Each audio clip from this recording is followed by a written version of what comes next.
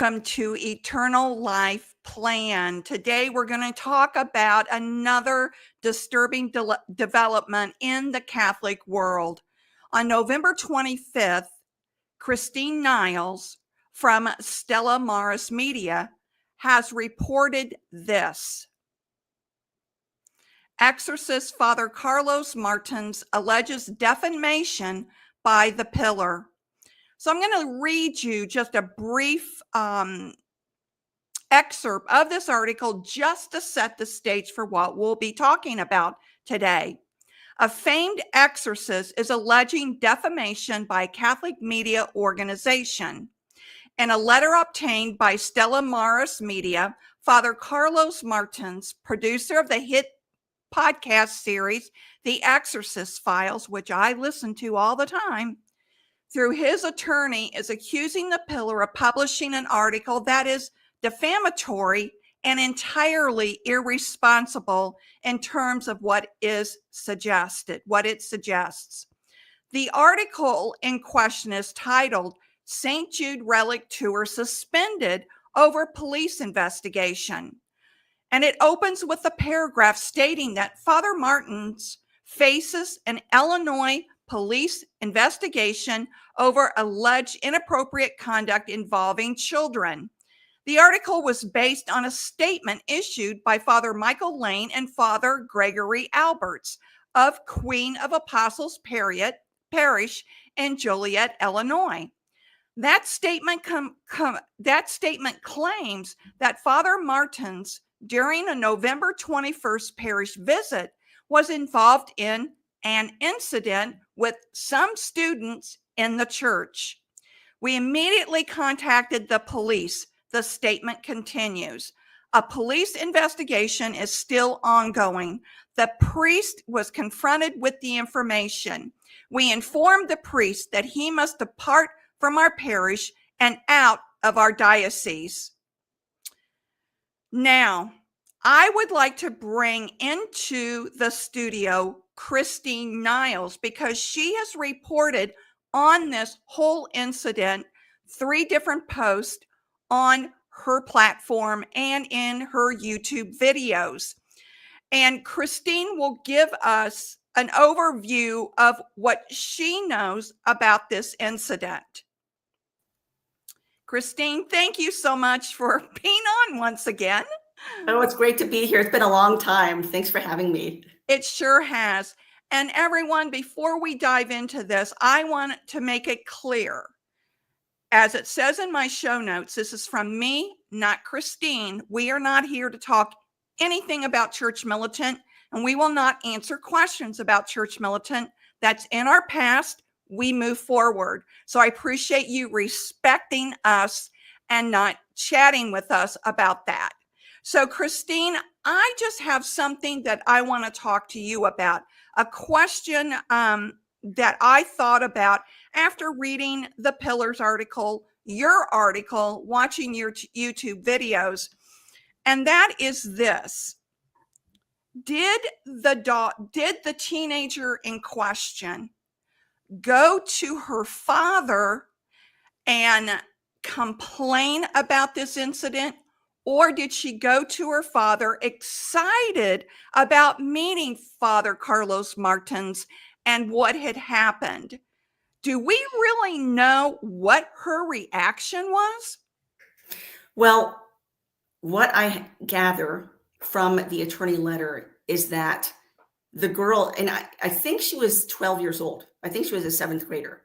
Okay. And my understanding, because people, there's so much misinformation floating around about this. There are people saying, "Oh, he fondled her hair." He didn't I don't even think it was a lock of hair. I think it was more like a strand of hair that was kind of loose on her clothed shoulder. And he's like, just picked it up. And I think it was more like a strand, like not like a whole bunch of hair. And from what I understand, he's made this joke at other talks that he's done, and all the parents think it's funny. According to the attorney letter, the girl giggled. She thought it was funny. My understanding is that she went home because she was excited and that she thought it was funny. So she recounted this funny incident to her dad. And then her dad was enraged. And I think it's a very extreme reaction. I don't know what's going on there. But then he called the police. And then according to the parish priest of Queen of Apostles, apparently he also contacted police. So it's a little strange, the whole thing. And then, of course, this whole thing blows up.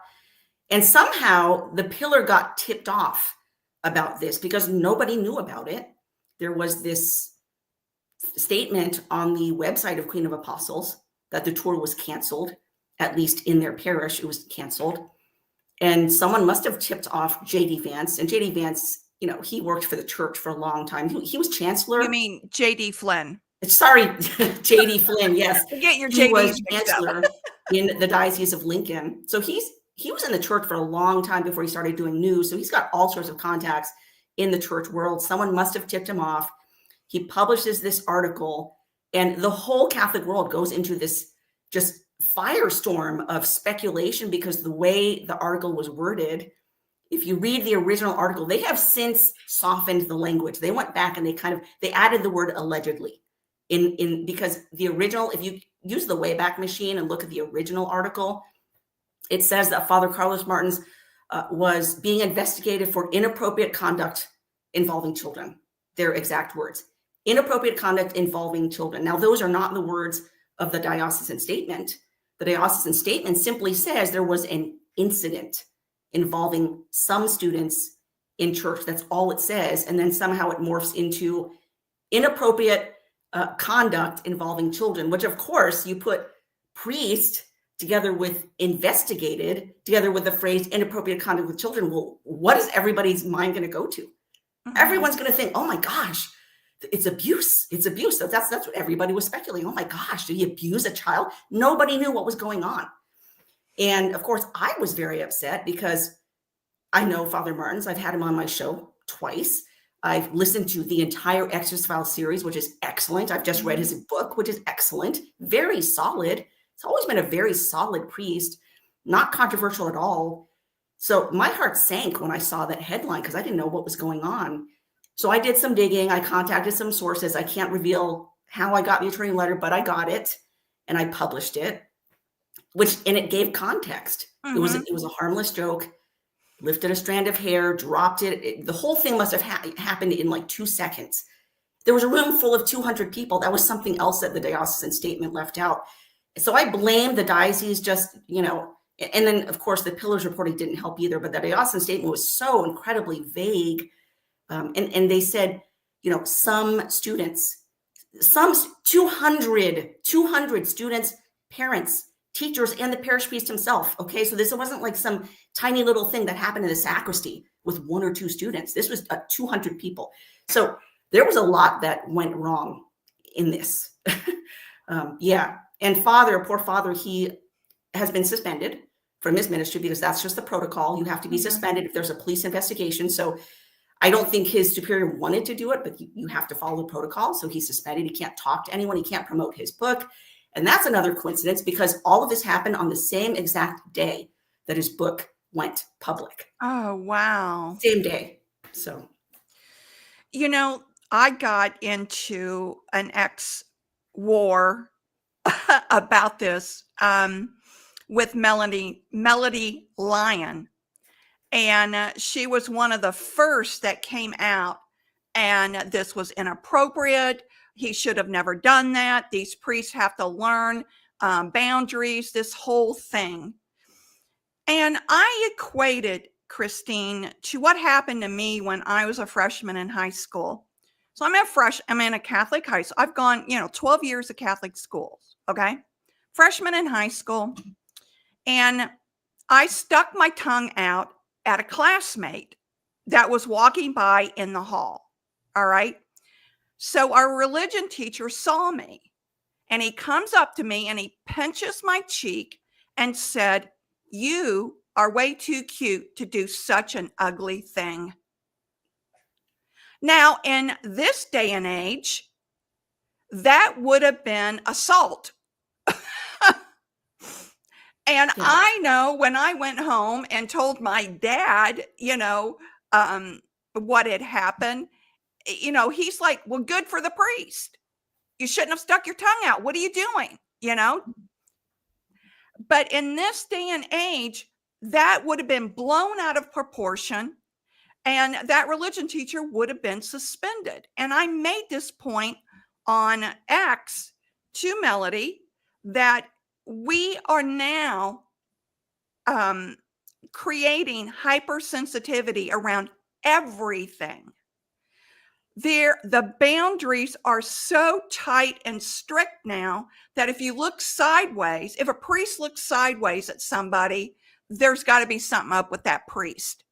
And that is what disturbs me the most about this entire episode with Father Martins, because I was shocked when, I got swarmed on X because I was standing up for Father Martins and saying, hey, wait a minute. We don't know what this little girl went back and reported to her dad. We don't know if she was excited. We don't know if she was upset. She giggled, but sometimes we do giggle when we're nervous, especially young teenagers. But we don't really know what happened. So why are we so quick to judge this priest who's been in good standings all this time? What are your thoughts? Right. I think you're absolutely right that we have become so hypersensitive to these things. And obviously, the blame lies on all these predator priests. Unfortunately, the church has suffered a great deal of sex abuse over the past few decades, all these lawsuits and everything. And these predator priests, unfortunately, have brought this shame onto the church. But the problem is innocent priests suffer because they've established such strict boundaries that a harmless joke like what Father Martins did now gets him investigated by police, for goodness sake, and suspended from ministry. And now, I hate to say this, but his name is, his good name at this point is so damaged. Now, obviously, people like us or his supporters, we don't think his name is damaged. But what about people out there who don't really know much about his ministry at all? And then they do a little digging and they found out, oh, this priest was investigated. Oh, maybe I need to stay away from him. His name, his reputation is forever damaged. And I found out that, and I am allowed to say this, that the attorney, one of the attorneys for Father Martins, her phone was kind of ringing off the hook from clergy and seminarians saying that they were terrified now. Oh, they're terrified. And some of these people are terrified even entering the priesthood because they're afraid they do something innocent and then they're just going to be targeted like Father Martins. Clergy are scared to even have children come up and hug them. Okay. Yeah. People were telling me in the comments that, for instance, their parish priest, he has children running up to them after Mass, hugging him, and he has to actually very gently sort of push them away because he doesn't want some outraged parent to accuse him of being a pedophile and call the police on him. And it's just, we have to figure something out. We have to figure out, because yes, there are groomers out there who will groom children and do little friendly things like that and get all touchy-feely. And obviously we want to weed those people out. But at the same time, at this, it's just too extreme. And unfortunately, Father Martins is suffering the consequences of this.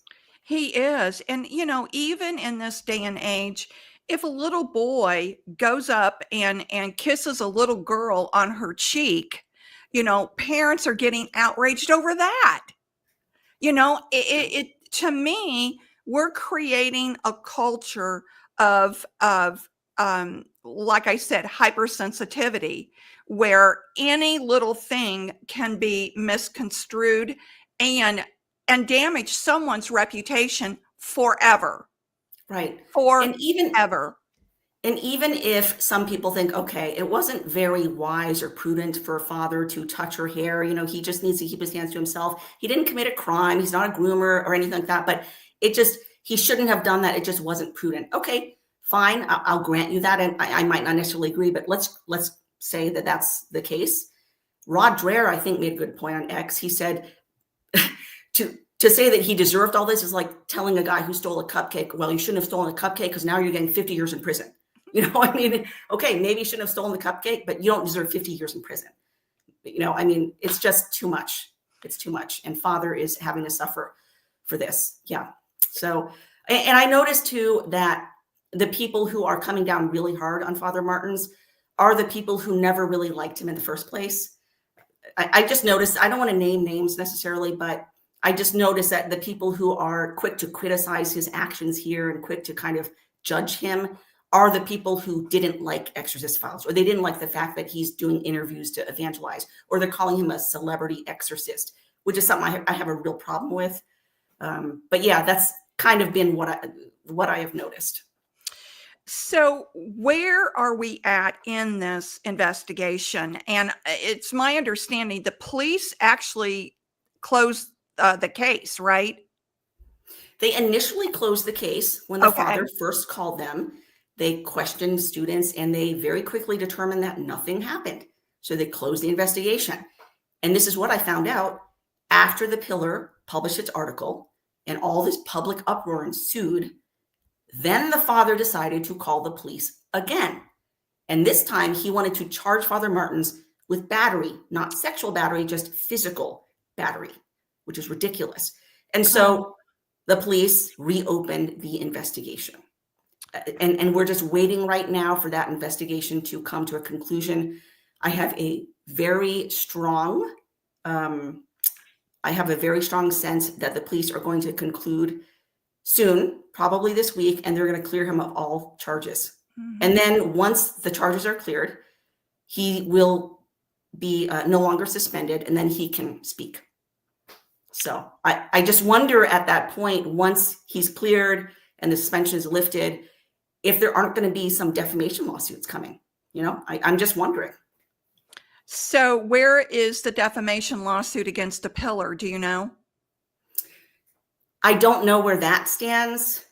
And people have argued that, you know, there isn't really any defamation there, but some people are saying, oh, it's open and shut. There's just absolutely no defamation. But I don't think it's as open and shut a case as some claim, because even though they didn't outright come out and say something like, oh, he's a pedophile, they didn't say that, but they implied it by the language. I respect JD Flynn, so I'm not here to pile on him or anything like that. I consider him a colleague. I didn't agree with the language that he chose. I did reach out to him privately before I said anything publicly about this. And I asked him to reconsider that language, the inappropriate conduct involving children. Because I said, look at what is happening out here. Look at what people are assuming. And he just kind of washed his hands clean of it. He said, well, I can't help what people are speculating. I just can't believe that people would jump to these conclusions. And I'm just like, really? You can't believe that? That's the first place your mind goes to when you use that language. Yeah, you kind of started it, JD. Yeah, and it's a problem too that they didn't reach out to Father Martins, for comment. They added that in later, because if you look at the original article, nowhere do they say that they reached out to Father Martins for comment. It was only later, when they got a lot of backlash, they added that in. So they did reach out to Father Martins eventually, but it was only after they had published their article and the damage had been done. So I don't know where that case stands, but other people, unfortunately, have been saying things about Father, calling into question his just credibility and his ministry of exorcism, that I believe they are committing clear-cut defamation. And that's a completely different story, which came out of nowhere, about people questioning whether he's an exorcist at all. So in addition to Father having to deal with this nonsense over here about touching a strand of this girl's hair and being investigated for that, out of the blue, we get something completely, different about, now, is he even an exorcist at all? Is he a total fraud? Did he make up the case files in order to profit off them? So he's dealing with these two big things happening on the internet right now. Who is claiming that? Unfortunately, it's my friend, Jesse Romero, and Kyle Clement. Kyle Clement is a longtime assistant to Father Chad Ripperger, who's a very well-known exorcist, especially in traditionalist circles. I understand Kyle Clement has worked with Father Ripperger, I think, for 17 years. They were very, very, very close. And they did a podcast. When all of this broke out, they decided to do a podcast where they basically flat out said, Father Martins is not an exorcist. Their words, not an exorcist. And I thought, what on earth? And so, because Jesse's a friend of mine, I've known him for 10 years. I've always known him to be a good guy. He's always been very supportive of me. I love him dearly, but we had some private conversations where I was back and forth with him. Like, where are you coming from? I don't understand, and apparently according to them, he isn't in the roster of the exorcists that they work with. According to Kyle Clement, whom I don't know, that he's tried to refer exorcist cases to Father Martins, and Father Martins has said, I can't take them because I'm not the mandated exorcist for this, whatever. But the long and short of it is, Father Martins is indeed an exorcist. He's a part-time exorcist. He's not a full-time exorcist like Father Chad Ripperger. He's a part-time exorcist. The canonical definition is he does exorcisms ad actum in Latin. It means on a case-by-case basis. Whenever a bishop invites him into the diocese and gives him faculties to perform a specific exorcism in a specific case. Because no priest can perform a major exorcism without the permission of the bishop. Mm-hmm. And so essentially what Kyle Clement and Jesse Romero were questioning was whether or not Father Martins was actually getting faculties by bishops to perform exorcisms on a case-by-case basis. Now, it's already been proven that he is. I reached out directly to his superior, Companions of the Cross. He's not a diocesan priest, he's a religious. He's a member of Companions of the Cross. I reached out to his superior, and he confirmed that, yes, Father Martins does conduct exorcisms in specific cases with the permission of the bishop who gives him faculties. So that's settled. And I don't understand why they're still pushing this claim. I don't understand why. And I'm very concerned that this is going to end in a defamation lawsuit, because this is causing damage to Father's reputation. People are now questioning whether he's a fraud, because if you make the claim that Father Martins is not an exorcist, what you're basically saying is your entire ministry is a fake, and that your exorcist files, which has been wildly successful, millions of downloads, those case files are all made up. That you're a total and complete fraud, and you made everything up just to profit off of it and to seek fame and fortune. I mean, it's very grave, these claims that they're making. I'm just like sitting back utterly bewildered as to why my friend is making these comments. And I've tried to gently warn him, like, hey, this is defamation. You need to there's proof he's an exorcist. Why are you saying this? The best thing to do is just apologize, delete your videos. I don't know what's going on, because they won't do it. I don't know. Well, did Jesse or Kyle reach out to Father Martin's bishop and, ask for any kind of substantiation? So what happened, how this whole thing started was, and this is another thing that I find very bizarre, is in the original video where Jesse Romero claimed that Father Martins is not an exorcist, he did read an email from Father's superior, from Father Martin's religious superior. And the email said from the superior that Father Martins is not a mandated exorcist in a diocese. And then, so everyone thought, oh, okay, well, there you go. You've got the proof. He's not. Here's the problem. I reached out to the religious superior. I said, could you please forward me the email that you sent to Jesse? And so he did. And it was his email, and I had permission to make it public. And the problem is Jesse only read half the email, because the second part of the email makes very clear Father does exorcisms. He's involved in exorcisms on a case-by-case basis with the explicit permission and invitation of bishops. He left that out. He left. I don't understand why he left that out. He claims, I don't understand what his explanation is, but yeah. That's very disappointing, Christine. Very. The whole thing is so bizarre. It makes me wonder, it really makes me wonder. Because I always like to take the 30,000 spiritual, the 30,000 foot spiritual view. And I think there's something very spiritually dark happening, and people are getting confused and attacking one another. And this is exactly what Satan wants. I think Satan wants to destroy Father Martin's ministry because it's so incredibly effective. His book, I mentioned, I read it, and it's excellent. It's so solid. The Catechesis, Exorcist Files series, the podcast, is excellent because it's not just about sensationalized, reenactments, but there's really good catechesis sprinkled in it, so that the vast majority of people who listen to this are not even Catholic. They're just into the horror and all that stuff. But then they get this huge dose of Catholic theology, and it's just so effective at evangelization. That's why I like Father Dan Rehill as Yeah, well. he's good. He is very good at explaining these situations he's been in, exorcism he's been in, but he weaves in the theology as well. Right. Gosh, Christine, I am really disappointed to hear this about Jesse Romero and Kyle. So, Yeah. where are we at in this now? So father is just waiting to be cleared by the police investigation. So until that time, he can't do anything. He cannot do anything. Yeah. He just has to sit there. He just has to sit there and just wait. Like I said, he can't talk about his book. He can't, I don't know if you've seen this one on Facebook. He does a short little live stream every Sunday night where he'll have a relic of a saint and he'll preach a little sermon, and then he will bless his audience with a relic. He likes to do that every Sunday, his little sermon. He can't do that anymore. Basically, he can do nothing. He just has to wait right now. So, Okay. yeah. And so basically, are you the only one that has reported on this in support of Father Martins? No, there have been others. So Bree Dale, she's been reporting a lot on this.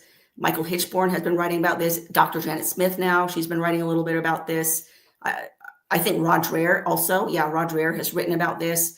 So I believe there's some others as well. I just can't remember them all. But yeah, there are definitely other people who are talking about this. And it's really funny because this was after I think I published the email from his superior confirming that he is an ad actum exorcist.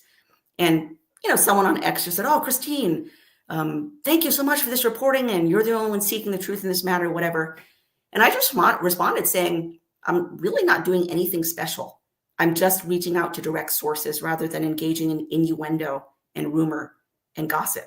And it's shocking to me how many so-called devout, good Catholics are happy to engage in innuendo, rumor, gossip, and just flat out calumny. For instance, you and I talked about Father Dave Nix. I am going to name Father Dave Nix. I unfollowed him because of all of this. I couldn't believe it. I don't know him personally. I've seen him online. I know he's a diocesan hermit in Denver, I believe. And I think he's had kind of a troubled past. He went from parish to parish to parish. And I don't know all the details, but he's also connected to Jesse Romero too. I guess they're friends. I mean, I don't know anything about that. I guess they're friends, but he has been quoting Jesse and Kyle and saying, "Oh, they brought the receipts, etc." And of course, I'm giving the countervailing evidence.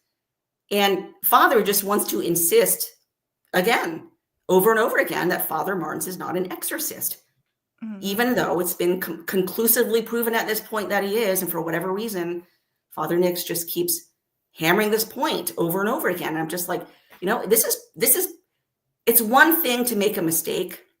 And then when you're proven wrong, you humble yourself, you apologize, you take down your tweets. That's how I would expect a Catholic to respond, especially a Catholic priest. But when you just double down and you continue, and now I think he might even be insinuating that the superior is lying. I mean, it's just, at this point, you're just profoundly dishonest.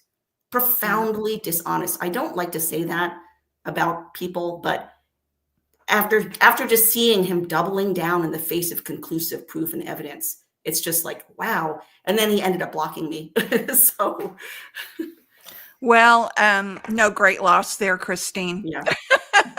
So, yeah, I couldn't believe some of the things he was saying on X, and my audience knows this. You probably don't, but I have pretty much unfollowed 99.9% of the Catholics I was following because of what we've been talking about. There's very few Catholic broadcasters I follow, and I keep priests in my prayers every night. It's just unbelievable, the hatred towards the Pope. And, he's a bad Pope. Let's face it, he is. He's not the only bad Pope we have. But I have stopped with the bashing of the Pope because he needs our prayers and he needs our support. And the Catholic culture has gotten so toxic. It really, really bothers me. And I know we only have an hour, Christine, so I'm going to dive into some of the comments. Okay. Sure. Okay. Alan Rogers is an avid follower. Good evening, Christine. Well, maybe you know French. I don't, Christine.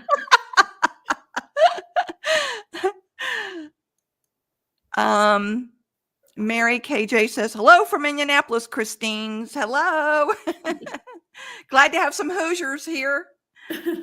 Lou is always with me. I appreciate Lou so much. Good evening, Lou. Eileen is another one that's an avid viewer. I love Christine Niles. So happy to see her today. Thank See, you. I knew they'd be happy to see you. Thank you. All right. Now, Deb's another one that's always on with me. I thought that Father Martins was joking about his baldness and lifted her hair to show that she had hair. Is that true? Yes, it was a joke about his baldness. He said something about how flossing, and that's how he lost his hair, because he used to floss it. It was just some silly joke that he's made at other events before. Yeah, it was just a joke about his baldness, and then it turned into something completely different. So, yeah. Oh my gosh. Lou says, we do have so much hypersensitivity as well as no ability to think for ourselves. Good point, Lou. It's kind of that herd mentality where if one goes, they all go in that direction, you know? Totally. And social media is the worst too. I mean, you said it can be just the Catholic world can be so toxic. I completely agree. Oh, I completely agree. And well, you've had your share of that, you know, yourself. So you know how that swarm can happen when absolutely, you disagree, and then all of a sudden they just swarm all over you. And where which, Christine, for me, I'm like, thank you. Block, block, block, block, block. Right. Yeah, because you don't have time for it. I mean, there's just no time. And so many of these people, so many of these trolls are just anonymous, you know? So, right, yeah. right. I'm a big fan of the block function. I am too. Deb says, also, my niece won't take her children to church or have them baptized because of all this scandal in the church. Really, this is so sad. Yeah. Hopefully your niece will come around, Deb, because, you know, we can't judge all priests to be the same.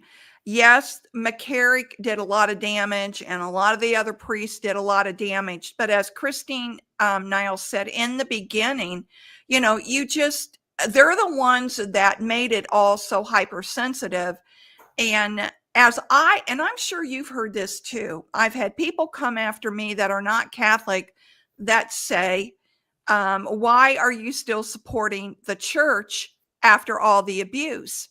Well, you can go on YouTube or social media at any point and any time during the day, and you see a ton of Protestant churches that have their own scandals going on. At a higher rate too. At a higher rate, exactly. So it's just not Catholics. Exactly.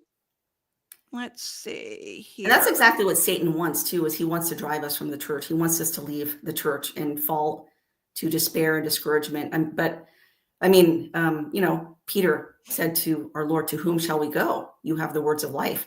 The Holy Eucharist. I could never abandon the church simply for the Holy Eucharist. You can find the Holy Eucharist in the Protestant churches. You know, the sacred priesthood, the great gift of the sacrament of penance, to be completely absolved of all your sins. I mean, there's so many wonderful graces and gifts that God has given us through his Catholic Church, which is the indefectible bride of Christ in spite of some of its sinful leaders. And we have to remember there are also saints among us. You know, there are also saintly priests among us and saintly Catholics among us. And I think most important is we have to strive to be saints for those people who like she mentioned was it her niece who doesn't want to, I mean, you have to model Christ to your niece so that she sees, the light of Christ coming from you, so that she is drawn to the faith through you in spite of all the scandals. And that applies to me as well. And, to everybody, we have to be the light of Christ to these people. Tro says, and you can address this, Father Martin is not a mandated exorcist. Okay. Mandated is the word that Jesse Romero and Kyle Clement are using. Nowhere on the page of the U.S. bishops that discusses exorcism is the word mandated anywhere. Okay. This is a word that Jesse just threw in there to try to lend greater legitimacy to the stable exorcists. So there are two kinds of exorcists, and you are more than welcome to check canon law or go to the USCCB page on exorcism, because everything I'm getting is from that. There are two kinds of exorcists. There's the stable exorcist in a diocese. So for instance, you mentioned Father Dan Rehill. He is the stable exorcist in the Diocese of Nashville, Tennessee. So that means he's the officially appointed exorcist for the Diocese of Nashville, Tennessee. He's granted permanent faculties to perform exorcisms in the Diocese of Nashville. Now, if he were to go off to, Detroit, Michigan, he could not perform exorcisms because he does not have faculties in Detroit. He can only do it in Nashville or wherever a bishop specifically invites him and then grants him faculties. So there's the stable exorcist, but then you have the ad actum exorcist.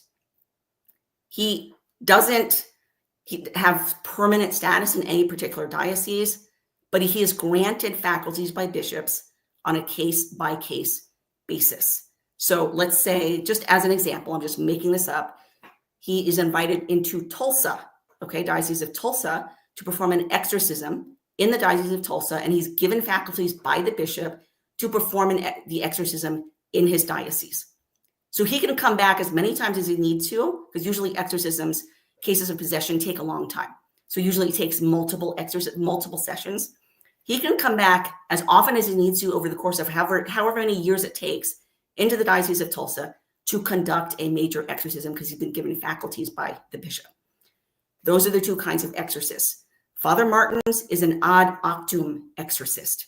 He's not a stable exorcist in a diocese, but he's still an exorcist. So, I mean, really the way you can understand it is there's the full-time and then there's the part-time. But the part-time exorcist is still an exorcist. Just like me, right now, I'm working as an attorney full-time. But there was a time when I wasn't working as an attorney, but I was still licensed. I didn't lose my license. I didn't become like a non-attorney. I'm still an attorney. And for someone to claim, Christine Niles is not an attorney because she's not full-time, that's ridiculous. I am. My license means something. Same thing with the exorcist. The part-time versus the full-time, they're both fully 100% exorcists. Thank you for clearing that up, Troy. I hope that helps. All right. Daryl Roman says, Christine, it is so good to see you. You are remembered in my daily prayers. My best to you and your beautiful family. God bless. Is that Father Daryl? Daryl Roman. He used to be the parish priest where my children went to school in Detroit. Ah, okay. Yes. He says, God wonderful bless to hear from him. I hope he's doing well. Yeah, Father Daryl. God bless and keep you and your family in his loving fatherly care, Father Daryl. Yep. Thank you so much. God bless you too, Father. And I'll be praying for you as well. Great to hear from you. So, and all my children are doing great, and they're big. They're all grown. Then he says how Satan has his finger in so many things. He even confuses good people. This attack is from the father of all lies. Absolutely. You want to address that, Christine? I definitely believe that there's something demonic going on here. I definitely believe this is demonic retaliation. I do. This is not me trying to find a demon under every rock. It's just that exorcism is such an intense ministry, and these priests need prayer because they do have a target on their back, because they are going head to head with Satan, and they're seeing the most awful things that the most the vast majority of us could never handle. I mean, it's just, you've listened to the Exodus files and the reenactments.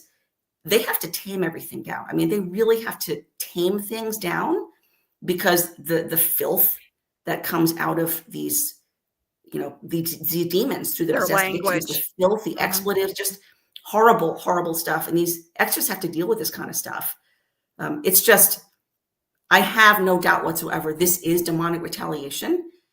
And Satan is very clever about fomenting division among Catholics, including among good Catholics, friends.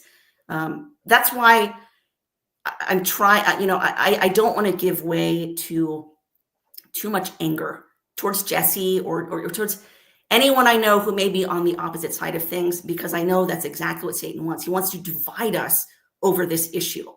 And I think unity is very important. Obviously, we don't want to compromise truth for the sake of unity, but at the same time, the older I get, the more I realize that unity does matter. Christ does want us to be one.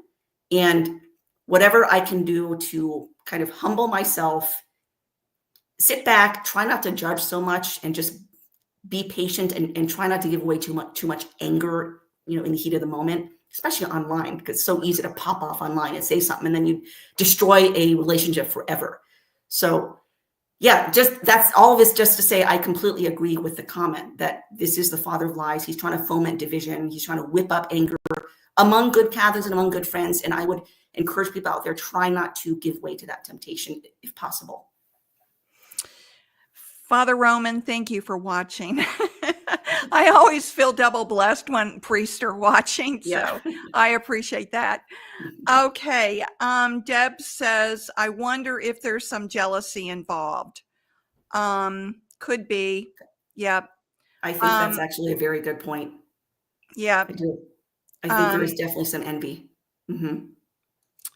Then Craig says, I hope these are just little simple errors and Jesse isn't in early stage dementia. Now, Craig, why would has Jesse had concerns like that? I don't know. I don't think so. Okay. I don't think so. So Jesse does not have dementia. Katie Barron says, I think Satan is dancing wildly. He is in all his glory. I'm praying for this good and holy priest. Can you imagine? I'm with you, Katie. Thank you so much for your comment. Then Troy says, they did mention in their show that this exorcism ministry is ad octum. Did they have a new show out?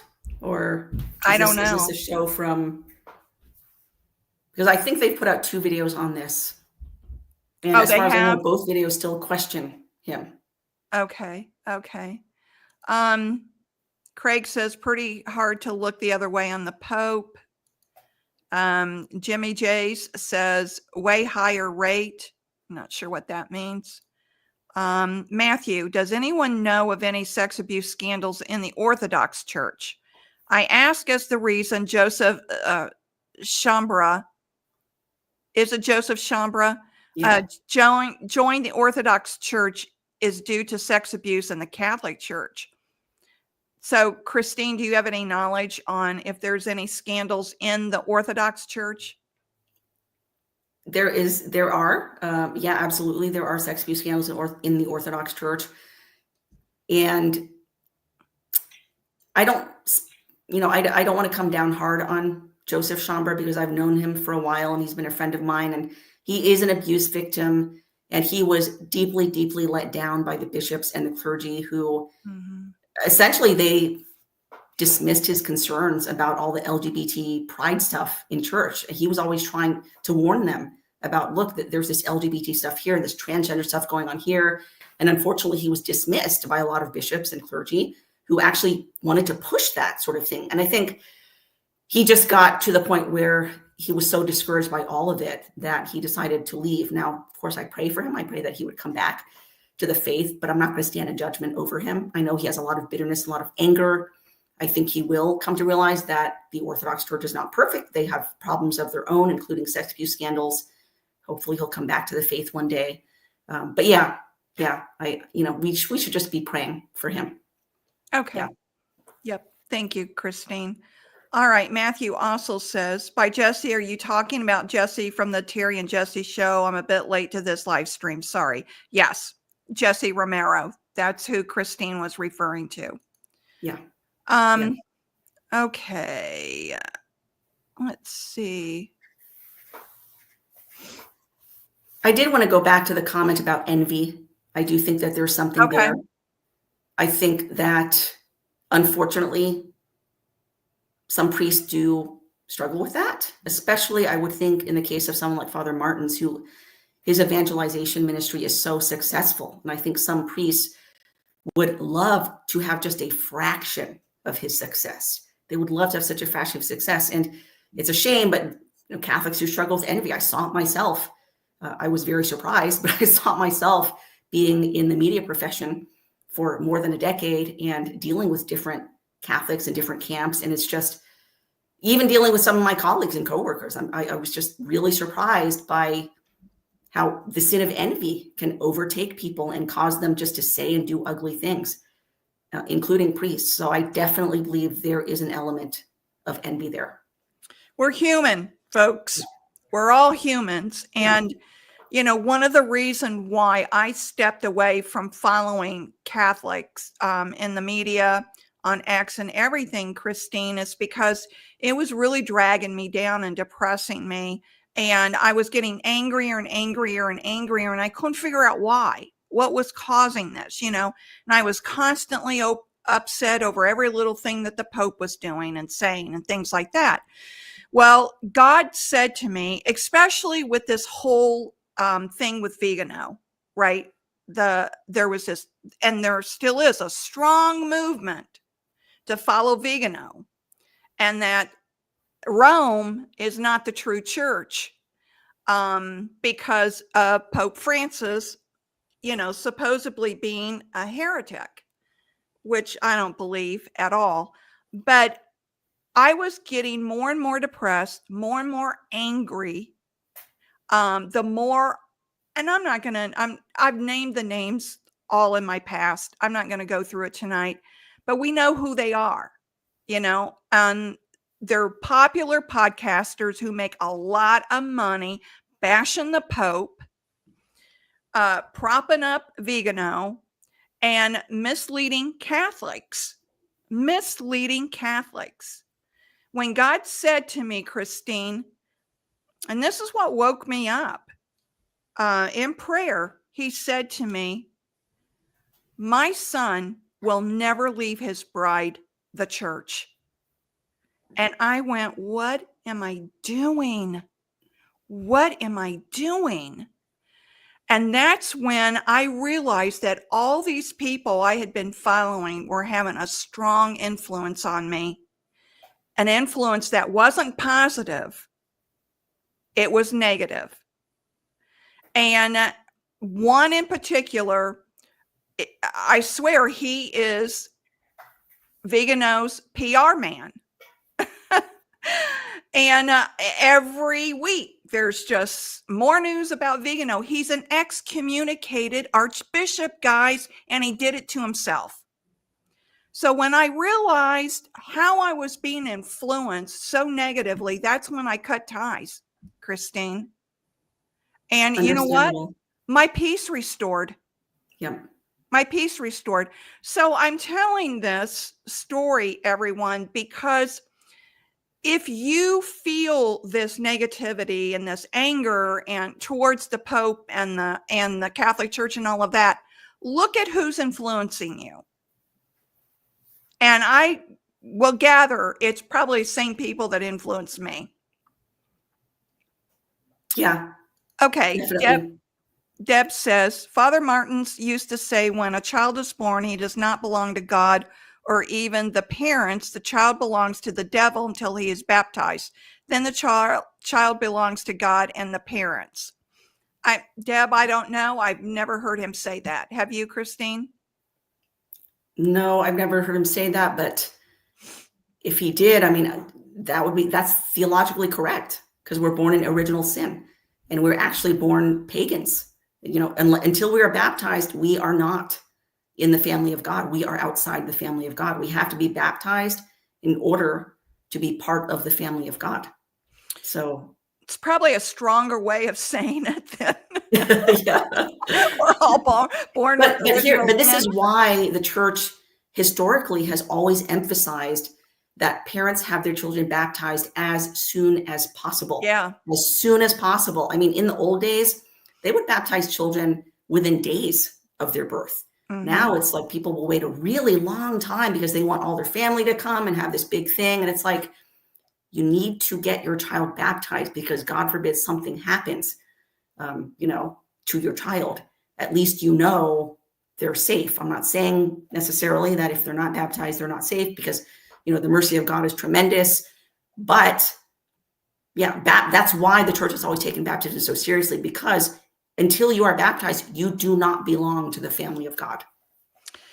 I think it was Father Dan Rehill, if I remember right, that was on one of his podcasts. He was ranting about forget all inviting everybody. Get your baby baptized. Exactly. He said, you can party later. Thank you, Deb, for your question. Okay, let's see. Troy says again, yes, I think their beef is that the show sensationalizes the ministry of exorcism. Father Martin says that the Vatican asked him to do it. Is this true? Well, I have no reason to think Father's lying. Yeah. So if he says the Vatican asked him to do it, then I believe him. I mean, he does not have a track record of lying. It's only other people who have been insinuating that he's a fraud and he's lying about everything. But yeah, again, I have no reason to disbelieve Father at all. He has always been trustworthy as far as I'm concerned. And also I would ask, have you listened to the Exorcist files? Because that's what I would encourage you to do. Don't just listen to what other people are saying about it. You listen to it, read the book. It's excellent as well. If you're not into the reenactments, that's fine. Some people aren't into that. You don't have to listen to that. It is wildly popular, though, among, the masses who normally wouldn't pay any attention to Catholic theology. And so I definitely understand why Father did what he did with the series, the podcast, because he said, okay, well, I guess I could just sit there and give really dry and boring sermons that nobody would listen to, or I could provide reenactments of my case files, accurate reenactments that people would actually be interested in, who normally would want nothing to do with Catholic faith, and then give them some catechesis along the way. I think it's brilliant. I think it's amazing. I think it's such a tremendous tool of evangelization. And I also disagree with the claim that the Exorcist Files series are sensationalized. I don't think they're sensationalized at all. Obviously there's scary things that happen, and they have to kind of make those scary noises and things like the demonic voices and all that. But that's the sort of stuff that exorcists see. That's what they have to deal with. So yeah, I guess I just disagree with that point. There's another priest. I'm on his mailing list. Now the name just escapes me, Christine. Maybe you'll know who it is. But I think his newsletter is called The Exorcist Diary. And he writes in this newsletter about his latest exorcists that he's performed. Now, you would think I would know, because it's like I get his newsletter all the time. Familiar. Mm-hmm. Yeah, The Exorcist Diary. Is it Monsignor Rossetti? Is it Rossetti or no? If you guys know in the comments, would you let me know? Because I can't remember who it is. But he goes into a lot of detail about what happens, Right. And so I don't know if that's sensationalizing it either. Mm-hmm. Okay. Troy says again, I have to disagree with one point, and that is that the devil is working through Jesse Romero and Kyle Clement. They are strong men of faith. Well, I'll just say this. There's all kinds of strong men of faith that the devil causes them to fall because we're human. So I don't know that the devil is working through Jesse Romero, but if you're a prominent Catholic, you've got a target on your back. The devil's gonna try to get in there. Right, Christine? Yeah, and I just want to clarify too that I'm not saying that, so I don't want anyone attributing that to me. I don't want someone running off to Jesse saying, "Oh, Christine says the devil's working through." I'm not saying that. All right. What I'm saying is it's very easy to give into these temptations. The devil is an expert at fomenting division. He's an expert at whipping up anger and misunderstanding and hatred and division. And all I'm saying is we have to be very careful not to give way to those temptations. And I do see his hand in all of this, all of the disagreement and the, quite frankly, the calumny and the misinformation. I'm not saying he's working through a specific person. It's just, I think he's whipping up this misinformation, and too many Catholics, I think, are too easily falling prey to that temptation and giving way to that. Yeah. Yeah. Craig clarifies. He said Jesse did almost die, I think, from stroke or heart problem, if I remember right. So I don't know anything about that, Craig. So thank you for bringing that up. And I love Jesse. I want to make that clear. I love Jesse. I hope he does the right thing. I hope he apologizes, takes everything down, and retracts everything that he said. That's what I sincerely hope. This is not meant to, be a pylon of Jesse or anything like that. I just find the whole thing really bizarre and disappointing. So we are out of time, Christine. And one of the things that everyone, sorry, I couldn't get to all the comments, but our podcast was about enlightening you on and updating you on the latest with Father Martins. So that was really the intent of the podcast. Christine clued us in on some backstories, which I appreciate you doing, Christine, cluing us in on some of the backstories. So in conclusion, do you have any last words for the viewers before we sign off? I do have a feeling we'll be publishing something this week, hopefully sooner rather than later. Hopefully, the headline will be "Exorcist cleared of all charges." That's what I'm hoping. I'll be publishing very soon. And then we'll see where things go from there. It'll be interesting to see, when Father Martins is finally able to speak, what he's going to say. It'll be interesting what he's going to do. Legal wise, I don't know. But yeah, right now, all we can do is wait and see. We should pray. We should spend some time here, especially it's Advent, Advent. So this is considered a mini Lent. My children and I, every year we give up little sacrifices. It's not as big as Lent, but still it's a mini Lent because we're preparing for the coming of Christ. It is a penitential season. So I think this is the perfect time to, increase our mortifications, increase our prayers, recommit ourselves to prayer, and most especially recommit ourselves to being the light of Christ, growing in love, being an example of love, and resisting the temptation to get on social media and weigh in on matters for which we do not know. I've seen so much of that. People just jumping in and just saying stuff and popping off. And most of the time people have no idea what they're talking about, but it's such a temptation. So maybe this is a good time to exercise that self-control, restrain yourself, don't pop off because you see something and you want to say something, especially in the Father Martins case. So let's wait. We don't have all the facts yet. Right, so exactly.